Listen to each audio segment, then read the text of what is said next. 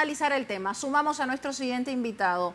Carlos Rosansky nos acompaña precisamente a esta hora para conversar sobre lo que está sucediendo en Argentina, ex juez de la Cámara Federal de Argentina y especialista en derechos humanos. Querido Carlos, bienvenido, gracias por estar con nosotros. Un gusto para mí, es un placer. El placer nuestro. Hoy en Tela de Análisis, lo primero que se analiza desde fuera de Argentina, tomando en cuenta todas estas declaraciones, es el papel que están jugando aquellos que se dicen hacedores, impartidores de la justicia. Su opinión en relación con la experiencia y con lo que ya hemos venido contando con otros casos de lo que ha sucedido cuando la justicia se convierte en un aparato, en un monigote de otros poderes y deja de lado la necesidad de ser imparcial en relación con las pruebas que se presentan y la posibilidad de que ese acusado sea inocente. Sí, en primer lugar, suscribo todo lo que acabas de leer de Gregorio Dalbón, donde está detallado los distintos aspectos por los cuales el fallo de hoy es una vergüenza judicial inédita en la Argentina, no porque sea la primera vez que se condena a un inocente, sino porque es la primera vez que se hace en un contexto como el actual. Pensemos que Argentina está gobernada en este momento por una banda criminal, encabezada por el presidente Javier Milei, y lo que sucedió con el fallo de hoy es el final de un ciclo respecto del proceso judicial a Cristina Fernández de Kirchner, y es interesante porque esto comienza en el 2016, 2015, 2016, gobierno de Mauricio Macri, que a su vez introduce todo un equipo mafioso en la República Argentina, y que es donde se empieza a instalar el lawfare, la guerra judicial, con las características que tenían el gobierno de Mauricio Macri, hoy infinitamente acrecentadas por el personaje de Javier Milei. Es decir, esto es lo mismo que hacía Macri en su momento, la finalidad es la misma, que es el saqueo del país, como lo hizo Mauricio Macri con su banda mafiosa, pero esta vez con características particulares. Yo creo que esto es lo que marca alguna diferencia y que también debería ser indicativo de cómo seguir, ¿no? Dalbón explicaba los caminos internacionales, pero no nos olvidemos que los caminos internacionales son a largo plazo. No hay posibilidad en el corto plazo de que la infame sentencia que hace unos minutos nos enteramos sea revertida. Seguramente el tiempo la hará revertir, pero por los caminos que correspondan, todavía no sabemos cuáles son, pero la esencia de lo que sucedió es la profunda injusticia de un régimen fascista como el que está padeciendo la Argentina, y que, como ustedes, como mencionaban recién, tiene similitudes con lo que pasó con Lula, lo cual es lógico, porque se trata de los mismos intereses con las características de cada país. Acá, insisto, es una causa absolutamente fabricada, como explicaba Dalbón, que llega a un final anunciado, que es la confirmación de una condena absolutamente absurda. ¿Se entiende?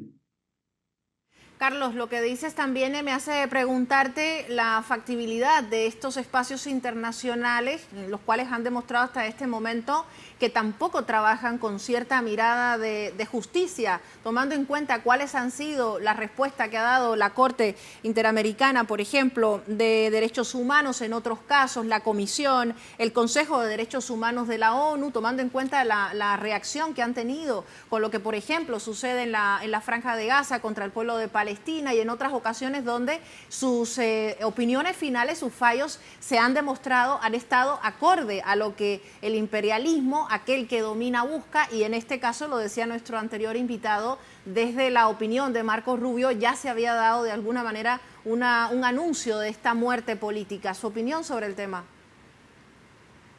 Coincido con la opinión acerca de los organismos internacionales, lo cual no quiere decir que no haya que recurrir igual. En ese sentido yo comparto que lo que planteaba Dalbón de recurrir, pero por eso aclaré de entrada que de ningún modo eso en el corto plazo va a resolver nada. El ejemplo que tú dabas del Estado de Israel cometiendo un genocidio en la Franja de Gaza me parece demasiado evidente como para profundizarlo. Es muy claro, está sucediendo hoy mientras estamos conversando, y la ineficiencia del sistema internacional también está a la vista y es profundamente doloroso.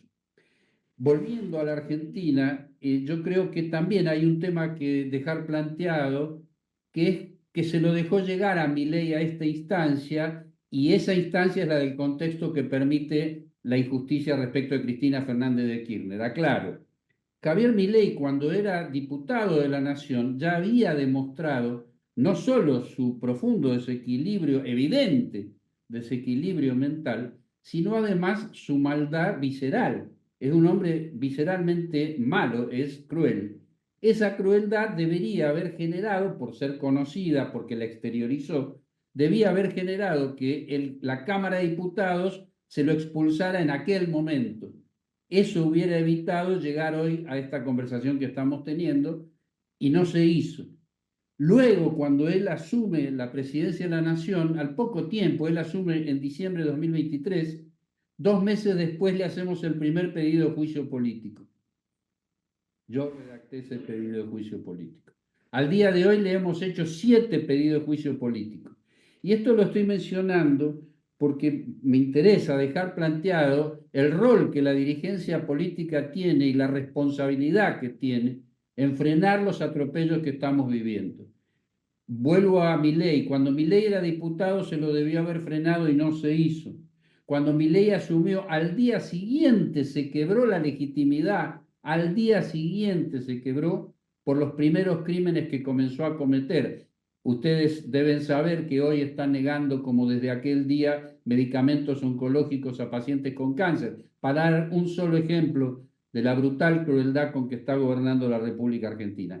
Eso tampoco mereció que se le iniciara un proceso de juicio político, pese a las denuncias específicas que se le hicieron. Este es un tema que yo pido que se tenga en cuenta porque es una de las formas de comprender cómo llegamos a la situación que nos está sucediendo, y porque evidentemente un fallo como el de hoy, absurdo, bizarro, que es la finalización de un ciclo completamente injusto, solo se produce cuando hay un contexto político que lo tolera.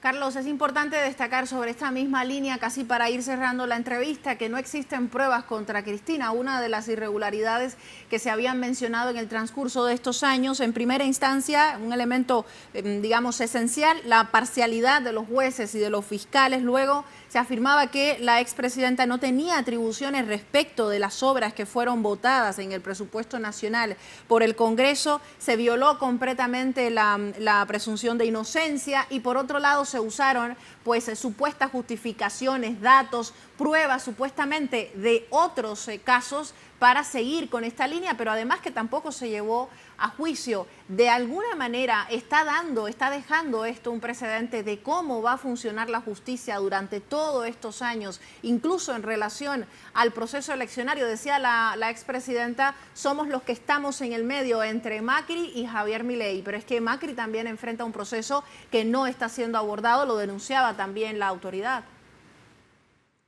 Pero es evidente que respecto de Macri se va a tener un criterio completamente distinto. Eso se denomina doble estándar. Es muy claro. La derecha es especialista en aplicar ese doble estándar desde tiempos históricos.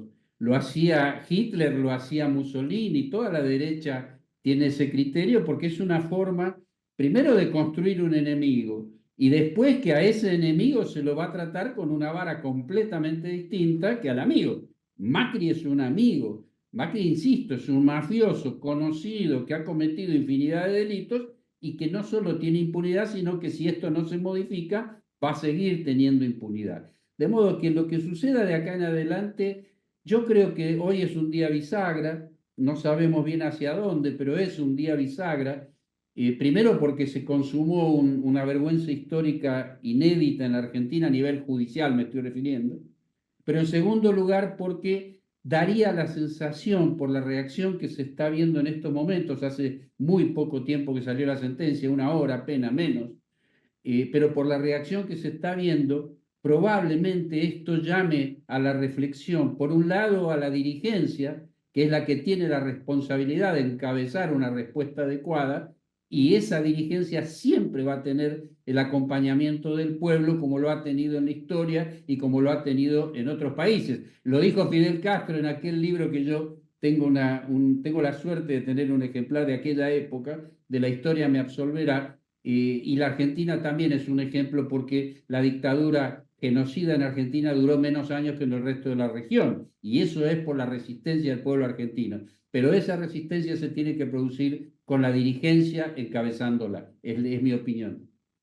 Gracias, Carlos, por tus opiniones para nuestra multiplataforma. Agradecemos el tiempo. Muchísimas gracias. Es un placer, abrazo. El placer es nuestro.